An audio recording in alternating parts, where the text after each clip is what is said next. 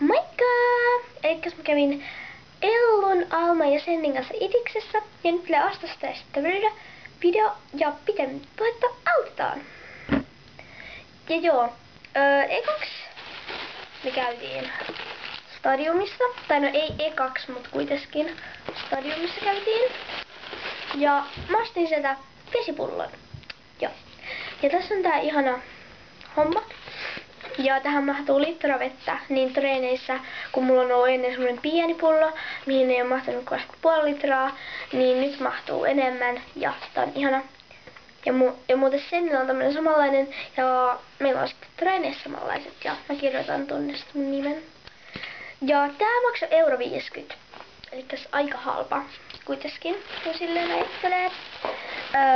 Joo. Sitten me käytiin Lindexissä. Ja mä en käy hirveästi Lindexissä, koska siellä on mun mielestä aika kallista kaikki, mutta tänään ostin sukat, tällaiset pantterisukat, tällaiset ihanat, ja nämä maksu €2.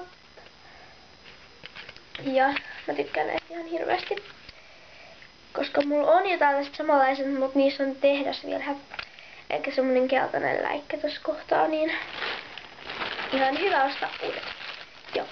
Sitten, siis joka kerta on pakko käydä Anttilassa.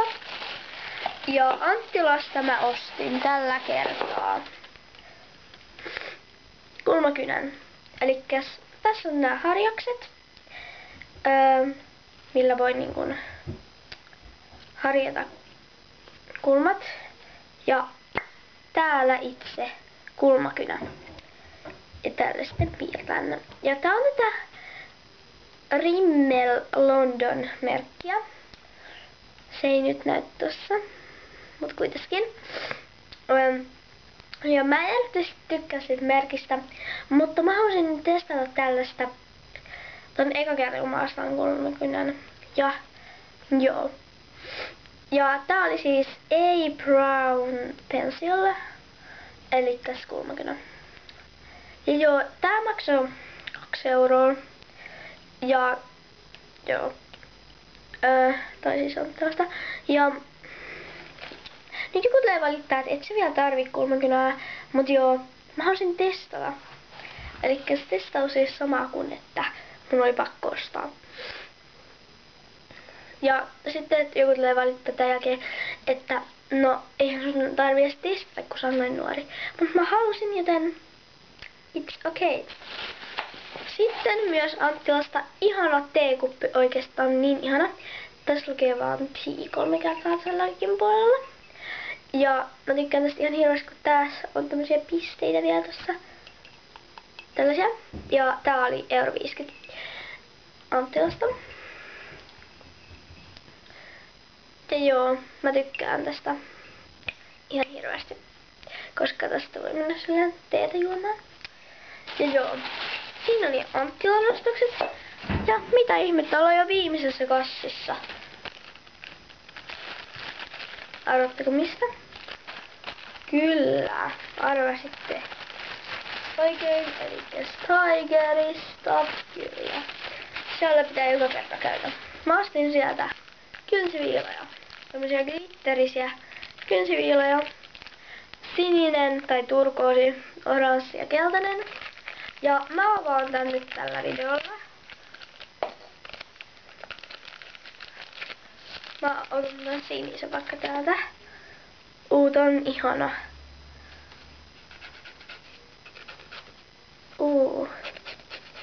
Ihana. Nää tulee tarpeen mun ihan sikavälissä. Nää niin todella käytän. Elikkä hyvä ostos. Sitten mä ostin, kuvaan edelleen, niin kun tässä on Tigerin merkki.